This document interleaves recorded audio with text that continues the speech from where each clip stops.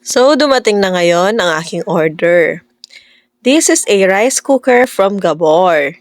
Let's open it! This is the cover lid. Ito yung sa plug. Ito ang stainless steamer niya.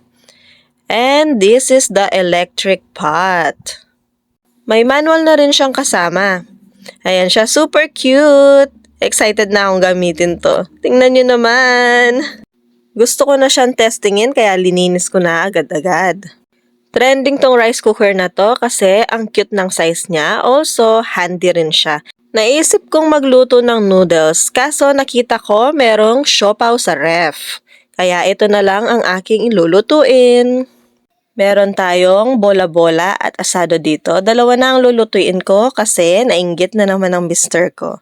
So ito na, ilagay ko na tong dalawang siopaw at ang mga sauce niya.